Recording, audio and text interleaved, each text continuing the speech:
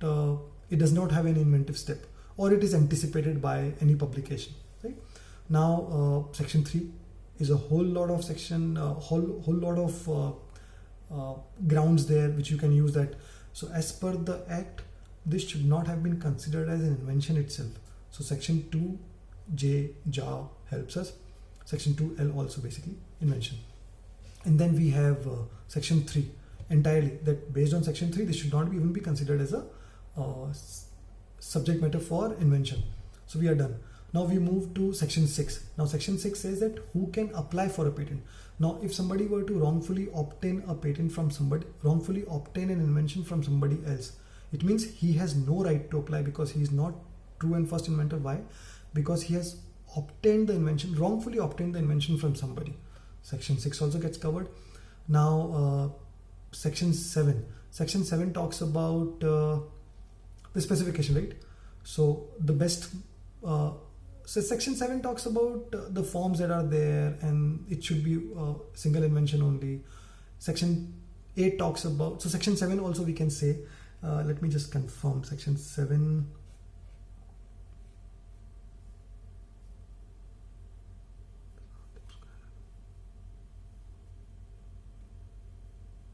So section 7 maybe not there, forget about it, but section 8, so you have not filed form 3, or you have wrongly filed form 3, that also is a ground.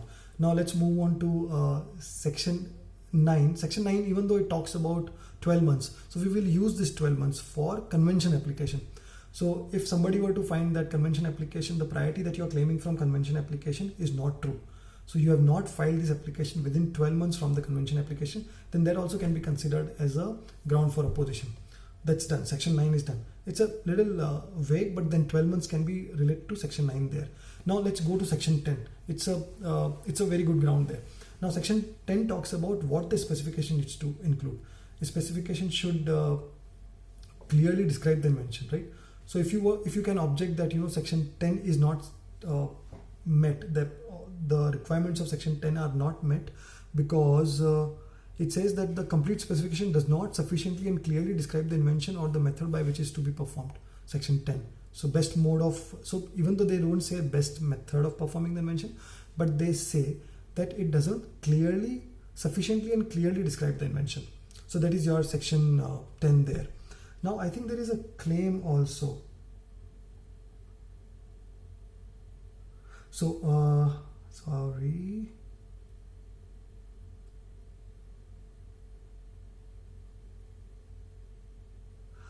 Then again it talks about that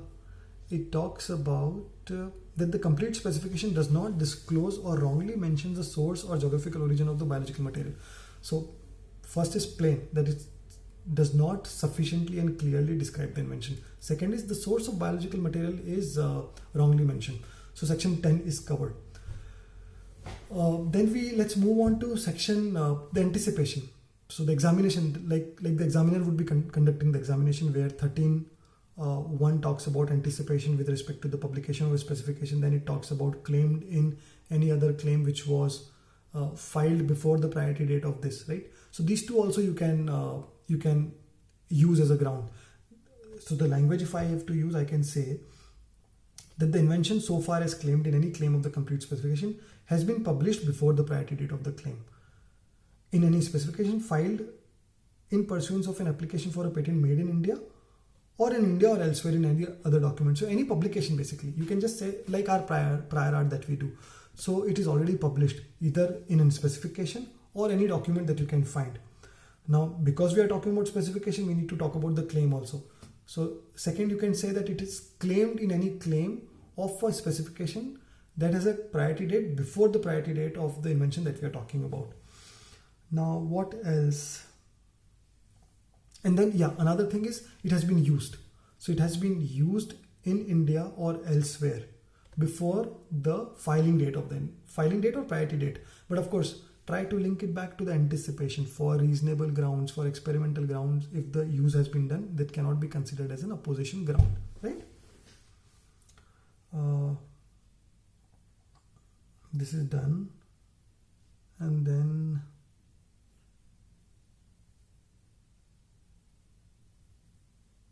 Now this is important. So this talks about anything which is the knowledge which is available with any local or indigenous community. So if this invention, so it says that the invention so far as claimed in any claim of the complete specification is anticipated, having regard to the knowledge, oral or otherwise, available within any local or indigenous community in India or elsewhere. Now why this is separate? Because we are talking about published documents.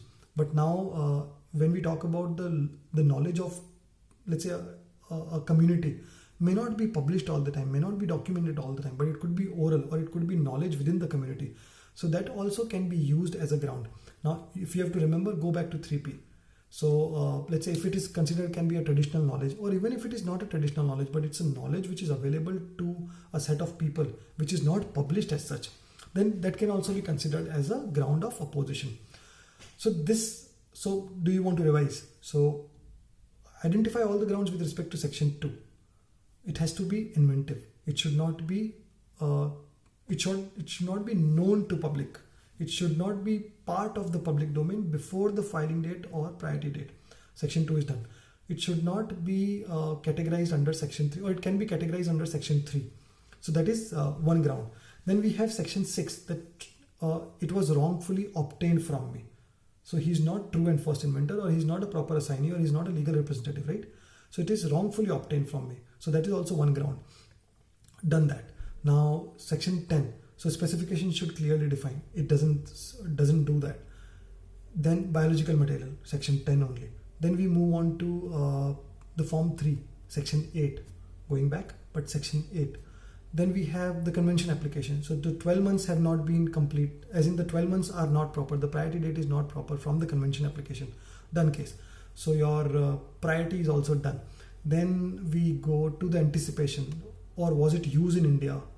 Was it available in the public domain in terms of specification, or in terms of claim, or in terms of, let's say, the oral knowledge that is available in the community. Fair? So just write section numbers and then you try to elaborate. So you don't have to worry about what was 25, 1A, B, C, D, E, F, G. There are grounds till K. You don't need to remember all of them. All you remember is your sections. Sections 2, 3, 6, 7, 8, 9 for priority date, convention application, 10, and then section 13, because section 13 talks about specification, published before, claims, priority date before, and section 10 we talked about, so that is also done. Biological material also comes there. So we have done. So now section 13 is also done. So with that you can actually remember. So similarly, so this is done. Now there is one important aspect here. Now what is the important aspect here? Unless a request for examination has been filed, you cannot go for pre-grant opposition. What could be the reason? See, we don't know whether the applicant is really interested in the application or not, right? So patent office anyway is not going to do any work on it. So why would patent office take up another work when the request for examination itself is not filed, right? So the request of examination is the trigger point. Without that, you cannot. So the patent office is not going to entertain the pre-grant opposition. Now what do we call this? A representation for opposition. A representation of opposition, right? Representation by way of opposition. Now here I need to do one thing. So the thing that I wanted to, so we have never discussed about the rules and the forms, but this is something that I would like to club them. So I'll club them once we have talked about the post-grant opposition. Now let's move on to post-grant opposition. Now the first difference between both of them is, of course, pre-grant and post-grant. Now pre-grant, anybody can come and oppose it, but post-grant, because some sort of activity has been done at the patent office doesn't want that anybody can come and again restart the process of examination of the application or contest the application. So what they have done is 2T. Any person interested can only file for, can only oppose the granted patent application. Now there is another timeline. So what was the timeline before for the pre-grant opposition? Of course, before the grant, right? There is nothing of that. Before the grant and after the request for examination has been filed, you can do that. Now what is the timeline here? So within 1 year from the date of grant, 12 months. This is a beautiful 12-month period. So within this 12 month, any person interested can come and oppose the patent application. So notice of opposition. So the term that is used there is notice of opposition. The term that was used there is represent by way of opposition.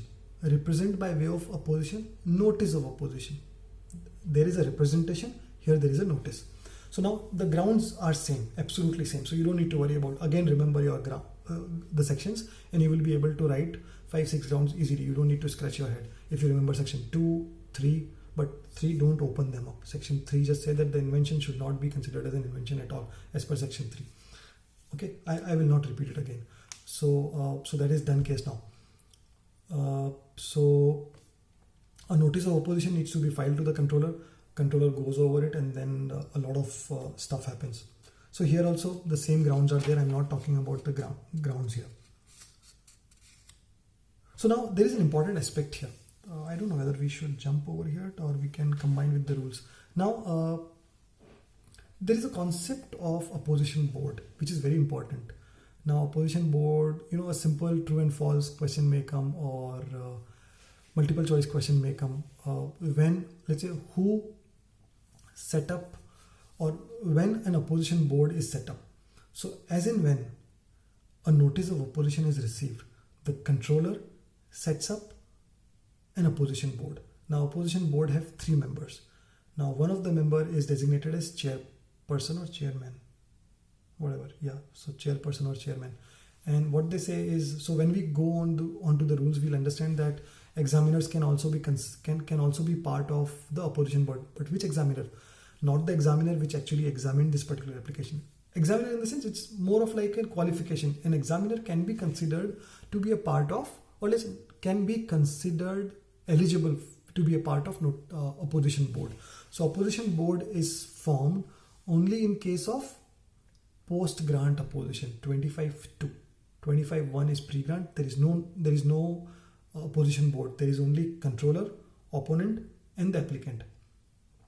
In post-grant, there is of course controller, opponent, applicant, but opposition board also. So opposition board directly doesn't come into contact with the applicant or the controller, or no, controller only sets it up. So there is a direct contact there. But the applicant and the opponent, they have no connection with the opposition board.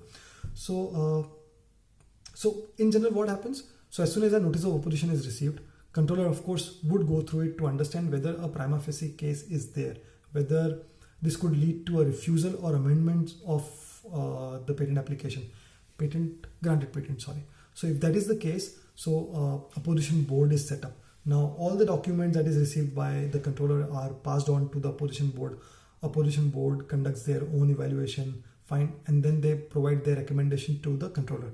Now controller, after receiving the recommendation, would ask the applicant and the patentee and the opponent to come for hearing. So based on the hearing, again they would provide their own maybe evidences, reply evidences, statements, and based on that the controller will take an action or take a decision. Based on that decision, what can happen?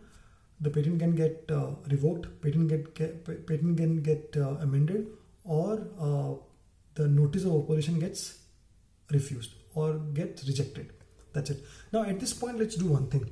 Let's move to the rules. Now the rules that we would be talking about are section, so the rule 55 to, these are important, 55 to 63, let's say. Okay. Now this is very important because anytime when we are talking about opposition, these are the rules that gets applied. So not 55, as in few of these. Now what are these? So there is a process by which controller asks the applicants, controller asks the opponents to come on board and discuss. So there is a way. So these are the set of rules which are applicable wherever you talk about opposition. These are the rules. That's why I wanted to take the rules. Now the rules are 55. We'll remember that when the time comes when we actually come up with a train of thoughts for these sets of rules also. So because we are talking about pre-grant opposition, 55. So now opposition to the patent. Remember the form also. Now under section 25(1), which was pre-grant opposition, any person can file a representation for opposition using form 7A. Write it down. Form 7A. As in, I'm sorry, I'm making you remember the form out of blue right now, but then I think this should we should do this. So any person can file form. Any person, there is no any person interested because we are in the pre-grant stage, right? So you need to file form 7A, and a copy of that needs to go to applicant also. Remember, one to controller, one to applicant. Now what all, it's not just say that I want to oppose. You need to set out a statement and evidence on what grounds are you opposing, and these are the evidence based on which I am opposing the grant of the patent, right? The same needs to go to the applicant also. But then at this stage, it doesn't mean that the opposition has been accepted, right? So the controller shall consider the representation. This is all happening in 55 only. So we are talking about 55 where pre-grant opposition, how the pre-grant opposition happens. So a notice of opposition needs to, representation of opposition needs to be filed using form 7A by an opponent. A copy of that needs to go to the controller as well as to the applicant. Now the controller will go over it to see that it should not be a flimsy case, right? Once it is not a flimsy case, the controller sends a notice to the applicant. Now at this notice, the timeline starts. Understand this. So on consideration of the representation, if the controller is of the opinion that the application for the patent shall be refused or the complete specification requires amendment, he shall give a notice to the applicant to that effect. So now the applicant has received the notice from, just a second, too much talk, and I'm sure you also need to take a break.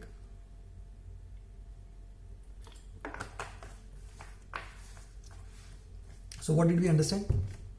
So the controller has gone over the representation. The controller thinks that, yeah, the representation makes sense and the application may get rejected or needs some kind of amendments. Then the applicant needs to come into picture. So applicant is given a notice. Now, once applicant is given a notice, applicant is also provided with the copies of the statement, copies of the evidence and everything. Now with that, on receiving the notice, now applicant can decide whether I want to fight it out or I want to give it up. So he is given 3 months to file his statement and evidence. Now what could be his statement? He would be refusing everything that has come from the opponent side. So he has got 3 months from the date he receives the notice from the controller, not from the date when the notice of opposition, representation of opposition was filed. It is from the date where the controller sends it, right? Remember that. Now the statement have been filed, evidences have been filed. So what happens? Controller has the statement and evidence from the opponent as well as from the applicant. Controller goes over it, and then what it does is it can actually ask these guys to come for hearing. And if the guys actually wants to come for hearing, they pay up and come for hearing. And based on whatever happens in the hearing, remember there is only one step. So you file one statement, one evidence from the opponent. The applicant also files one statement, one evidence, and then the controller needs to go over it. The hearing happens where people can fight over it, and based on that, what happens? A decision is taken. Now this decision is taken. There are two things that come out of this decision. So representation of opposition has been accepted. It means the application is refused or asked for amendments, or the representation of opposition has been rejected. That's it. That's the end of it. 55. These are the set of steps which happens. Now, see, there is another thing now. What do we understand from it? Because we have a pre-grant opposition as a concept, no application will be granted without publication. No application will be granted within a period of 6 months from the publication date. So 6 months are minimum for this period to happen, because we need to give chance for people to come and go for pre-grant opposition. Now let's move for post-grant opposition. Now this was 55. Now we have 55A. So this, which is notice of opposition. Now notice of opposition needs to be filed by any person interested. Now form 7A was there. This is form 7A. Now you may ask why 7A and 7? So 7 was already there. 7A was included as an afterthought. So 7A is a latest addition. 7 was already there. So the notice of opposition to be given under section 2 of 25, which is post-grant opposition, shall be made in Form 7 and sent to the controller in duplicate. Remember, if you can, it is sent in duplicate to the controller. But here it clearly says, it doesn't say that it needs to be given to the applicant or not, right? So we'll understand that it doesn't need to be given. Let's understand that fact. Now, remember what happens in the pre-grant, post-grant opposition. As soon as I receive a notice of opposition, on receipt of notice of opposition under Rule 55A, the controller shall constitute an opposition board consisting of 3 members and nominate one of them as chairman of the board. Remember this. This could be a true and false. Remember, I spoke about it already. So this could be a true and false question, or this could be, so let's say if I were to ask you, as soon as I receive Form 7A, will I constitute a opposition board? No, because opposition is board only for post grant, that is Form 7. So I can confuse you with, let's say I can say that under Rule 55 I have received a representation of opposition, or let's say an opposition. Will opposition board be formed? No, because that is 55 is for pre-grant, 55A is for post-grant. So once under 55A we have received something, then under Rule 56, if the controller forms opposition board. Now question could be, who constitutes an opposition board? High Court, Appellate Board, District Court, Collector, President of India. No, Controller of the Patent Office. Don't worry, I know it looks simple, but then there could be a question around it. So we'll see how many of you go right. I'm sure I'll catch one of you, right? So here it talks about eligibility of an examiner also. Examiner can also be a part of opposition, but not the examiner that has actually conducted the examination. We are not talking about that. Now I'm referring to the book because it's difficult to remember all that. But then you can have a neat flow chart where you can have one box which says the notice of opposition has been received. It is sent to the controller. It is sent to the applicant also. From there, controller actually gives notice to the applicant. The applicant has 3 months to file a reply statement, the statement and evidence.